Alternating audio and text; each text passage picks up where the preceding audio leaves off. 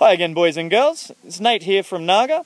Tan's at home just undergoing stem cell research. We're attempting to look for solutions for the future to create Australia's animal disaster action plan, in which we've got a situation that may be starting in Perth for cyclones, Queensland for floods, Victoria or otherwise. What we're going to do is we're going to have a system set up in which when someone needs help or someone asks, do you need help, we find that appropriate information. So if you can just give me a quick rundown on when the fire started and stuff. Yeah, the fire started on Tuesday. Yep. The time I'm not exactly sure. No, that's fine. Yeah, sort of lunchtime to mid-afternoon. Righto. So from Tuesday afternoon and things like that, obviously we've seen, and I've done some videos on the property here and looking at all the tragic disaster and loss. Basically after Tuesday, when was the first point of call? Today being Sunday, for anyone who isn't aware. When was your first point of call from and I'm just specifically talking about animals. Hello, my little friend. From anyone. So MISTY or RSPCA or DPI or anyone else like that. When was the first time you got some contact with anyone? Probably Wednesday or Thursday? Yeah, it would have been Wednesday. It was MISTY. I just happened to answer Mum's mobile at that particular stage. Yep. Landlines are down, mobile reception is poor. Yeah, answered it and it was MISTY, yeah, who started to go through the process of what help could be provided and support given. That's awesome. Now for everyone at home who doesn't know MISTY, you will very soon, because she's going to have her very own awesome Naga Loves You Facebook page. And she's a rescue and a member of the community down here who's been extremely proactive in numerous areas with massive amounts of experience, especially in relation to disaster relief. So after you had your contact with MISTY and everything else like that, I personally, so everyone knows from Naga, I have not contacted this property, this people in any way, manner, shape or form, have I? No. No? Excellent. So the way that I got here was through MISTY and through the collaboration of the Naga Response Disaster Team. So after you spoke with MISTY, sort of what happened there? Obviously you've got quite a few people up here helping cutting down some trees and cleaning up the property. And you've also been given a few bales of hay and some other stock things there. How did that come about happening? That all came about through MISTY. I've spoken to her numerous times between Wednesday, Thursday and Friday in regards to what she could provide us. She wanted to know what we needed, and yeah, basically she just said, we've got feed, how many horses, ponies, what ages, and yeah, the first lot was out here delivered by her on Thursday afternoon.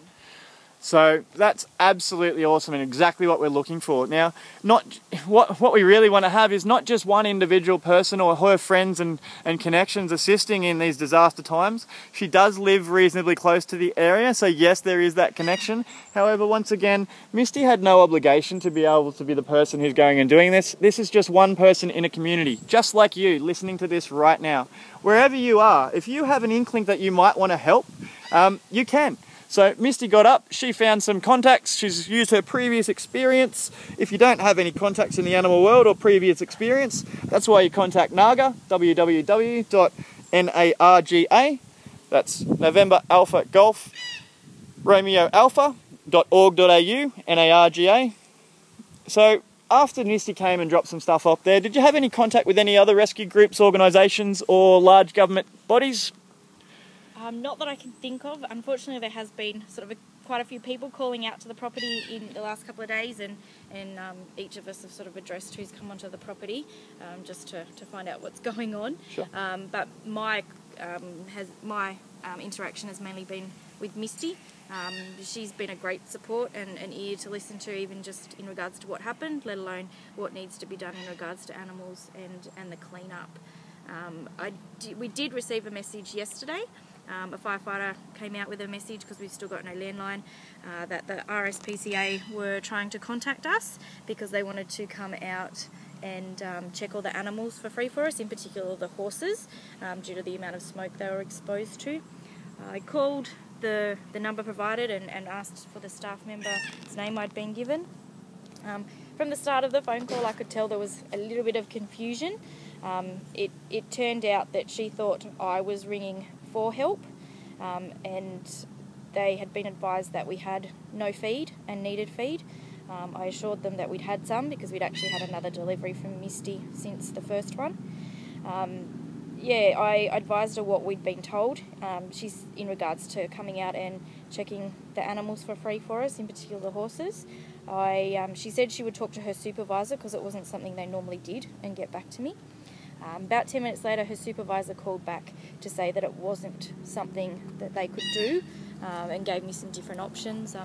I explained that, you know, that was fine and we could look into it with our own options with vets and things, that I was simply calling because of the message. I also understand in this situation with everything going on that the message was possibly passed between, you know, 6 or 7 people before it got delivered by, you know, the firefighter. It's just a little bit awkward in this situation when there is so many different messages going around.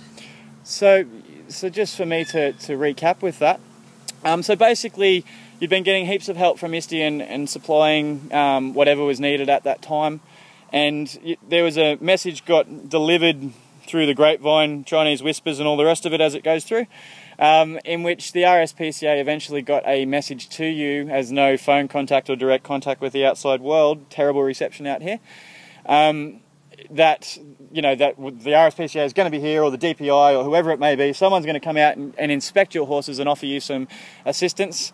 Upon returning their phone call, basically that was a bit of a confusing situation in regards to they didn't really know why you were calling, and then they had someone call you back and then actually mentioned that that's not really their role, and they're coming out here and checking them anyhow.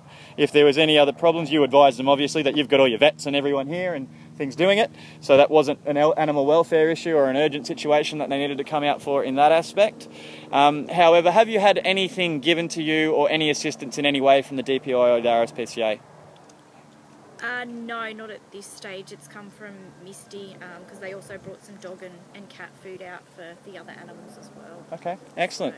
So basically, once again, boys and girls, what we're looking at is, in today's society, we've got it set up so that we believe that all of these animal issues are being dealt with and looked at and resolved. And in reality, what we actually have is if there's a fluid free-flowing motion of a disaster in place, nothing is set in stone. No one has any idea what's going on. There's no communication. And if there is communication, there's no results. So what we want to do is we want to stop worrying about anything that's previously happened. We're just going to focus on what we're going to do for the future. That's exactly right, pretty one. You agree. So we're going to focus on what we're going to do in the future by looking at ways we can resolve this. So obviously now we've got to go through, look at the breakdown between communication of using a fireman's resources to deliver a message, that message being insufficient, ineffective, wrong, whatever words you want to say, didn't receive the end result that they wanted. So just trying to reduce the stress from the RSPCA or the DPI in relation to this issue, NARG is going to put together an Australian Animal Disaster Action Plan, and this is going to be in 3 phases. 1 for take action now, 2 for to do tomorrow, and 3 for temporary life, housing and everything else along those lines. So keep interested, focused in the animal world and what's happening on any disasters. We'll be in touch with you as soon as we can. Take care from Nate, Montana and Naga. Together we'll make a difference. See ya.